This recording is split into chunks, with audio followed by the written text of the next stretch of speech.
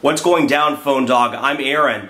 And you know, the Vibrant, the Samsung Vibrant, wasn't that bad of a device when it came out. 1 GHz Hummingbird processor, 4-inch Super AMOLED display. It was definitely a competitor in the Android smartphone arena on T-Mobile. But then the G2 came out and the MyTouch 4G came out, kind of gave it a run for its money, and you know, some would argue that those are better devices. Well, Samsung took it to heart. They've re-released the Vibrant, but given it a different name, Samsung Galaxy S4G. It has some improvements, but how does it stack up to a device like the G2? We're going to do a dogfight and find out. So you have, on one hand, you have the Samsung Galaxy S4G. Same processor, same display, same camera, but they added a front-facing camera, a revised battery door, Android 2.2 out of the box, and a bigger battery. You know, on the G2, 800 MHz processor, 3.7-inch display, 5-megapixel camera as well, different build, and then of course you have your physical keyboard. Which one's going to win? Which one's the winner in the dogfight? Well, you're going to have to watch the video to find out. Special thanks to our friends at Best Buy Mobile. They've hooked us up with 2 of these. 2 of these, it's 4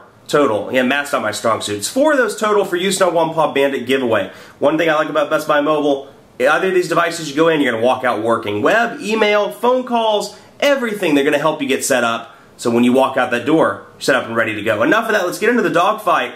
Woof woof G2, woof woof Galaxy, woof woof.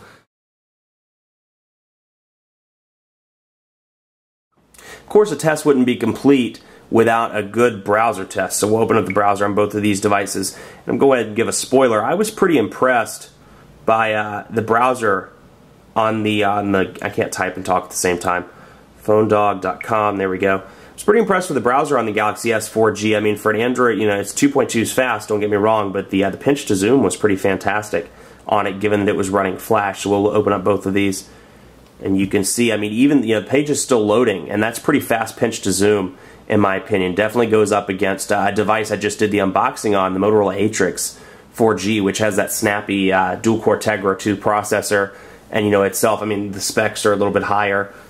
It definitely gives it a run for its money. You know, double tap, very easy, pinch to zoom in and out, and like I said, you know, those ads are running in the background, as you can see. Now, the pinch to zoom isn't as strong. You know, you notice that lag on the, and granted, the page is still loading. I mean, I'm running these before it fully loads, but okay, now it's fully loaded. And you can see, it's not bad by any means, but you can see the lag in comparison to the Galaxy S4G, which is interesting given the speed test results, the average speed test numbers on both of these, which we'll go over in just a second. But typical, you know, let me jump back into that. Typical browser menu, as you can see, the new window, the bookmarks. If you watch my Android videos, you know that most of this is the same across the board. Let's take a quick look at the phone application on these respective devices.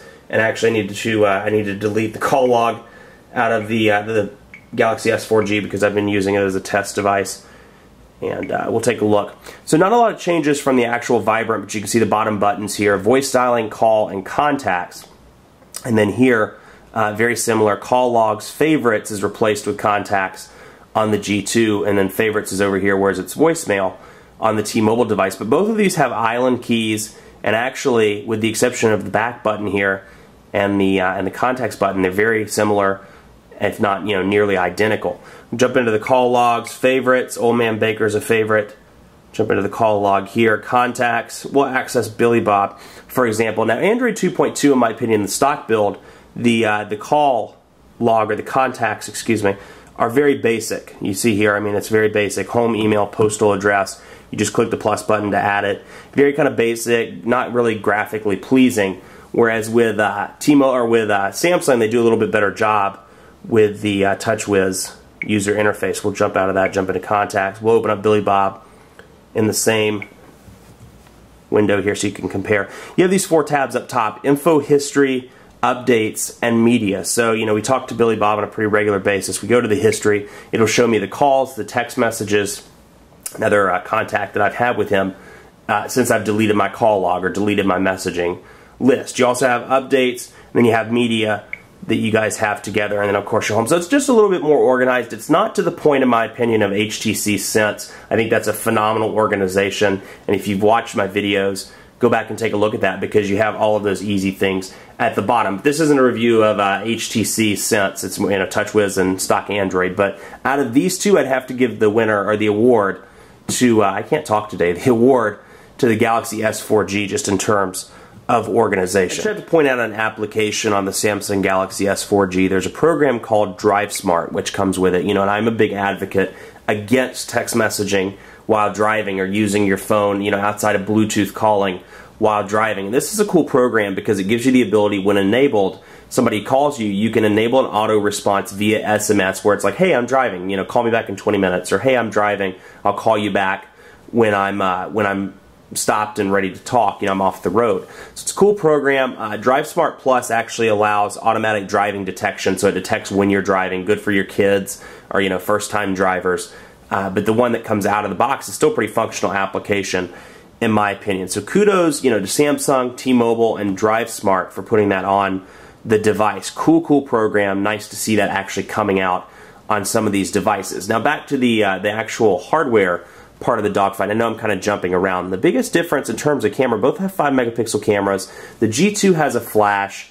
The Galaxy S4G does not. But the difference here, the Galaxy S4G has a front-facing camera for video calling. The G2 does not. So it's going to be dependent on what you want to do. If you're, you know, video calling all the time, or you want to take those self-portraits as MySpace pictures, or do people still use MySpace?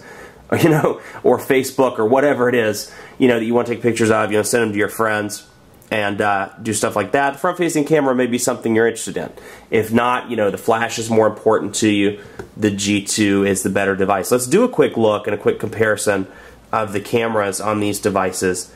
And, you know, I'd recommend taking it outside for a more detailed camera test and or checking out my 720p test actually on both of these devices, the G2 and the Galaxy S4G. They're both on YouTube. Now, the one thing I like about this, it does have a physical camera button, so you can half press it to zoom in, as you can see, or autofocus.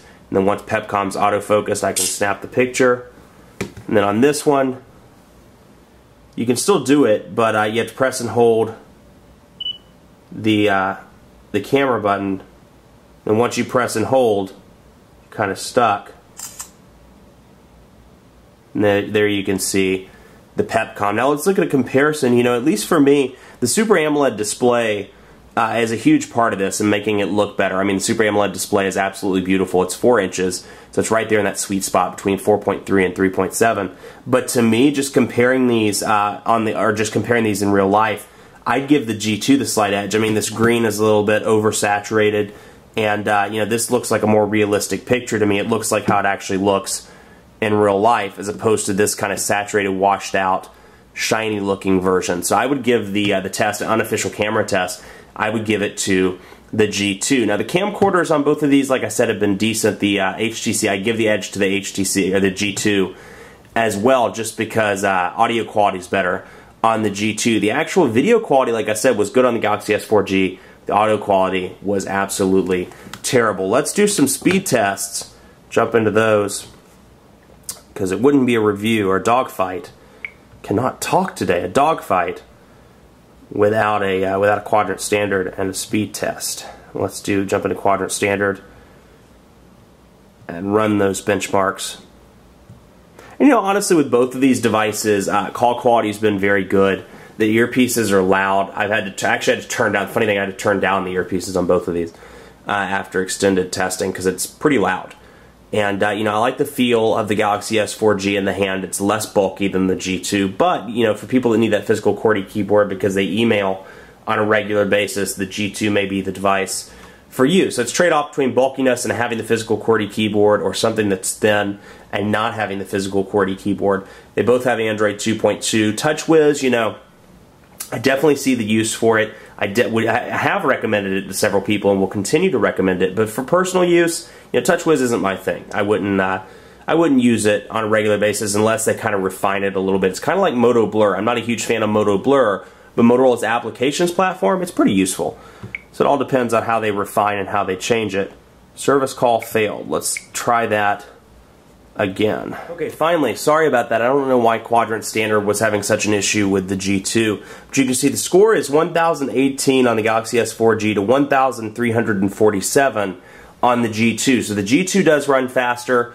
And, you know, you really see it in everyday tasks. You know, the Galaxy S4G, at least for me in testing, it has hung up and kind of lagged from time to time, like the buttons, the capacitive buttons will freeze up, and others. So it does the, at least on the speed test front, the quadrant standard front, the G2 is the winner. Let's jump really quickly into network speed tests to get an idea of, you know, they're both running T-Mobile, and they're both HSPA Plus capable, though this is HSPA Plus 21 megabits per second capable. So we'll see, just to get a rough comparison of the differences here. We'll throw this one on Charlotte. Let's see if we can find, yep, there we go, perfect. Done. Begin, and we'll see which one is the winner. Let's see here. And you know, to its credit, the Galaxy S4G has done a fantastic job. I've reached peak download speeds between 5 and 6 megabits per second. So it's done an exceptional job on the speed test front. The upload speeds, about the same, about 1.6 kilobits per second, 1.4 on the G2. But you can see that download speeds much faster on the Galaxy S4G than on the G2. And I only have one result in here, but here are the results, the recent results at least, that I've done on the Galaxy S4G, and you can see a lot of the 6.3 megabits per second, 6.6, 8.1 at one point in a burst, you know, burst all the way up to 8.1. You can see the download speeds, or the upload speeds rather, kind of across the board between 600 kilobits per second, about 1.6, 1.7 megabits per second.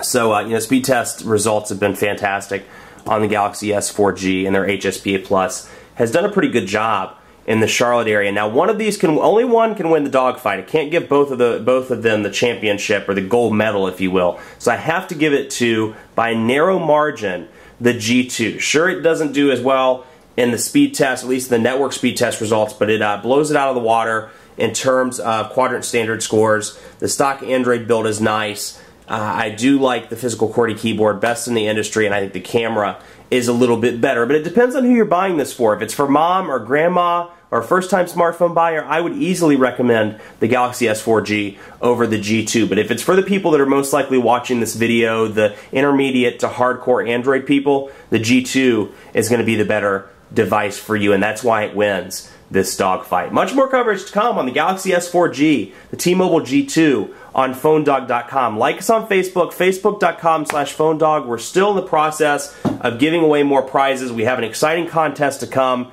in the next few weeks, so be sure to keep it locked in the Facebook page. Follow me on Twitter as well, PhoneDog_Aaron. Questions, thoughts, you think I'm crazy, you think it's the best decision I've ever made, you think this is the awesomest dogfight, if that's even a word, let me know. PhoneDog_Aaron. Thanks so much for watching. We'll see you next time.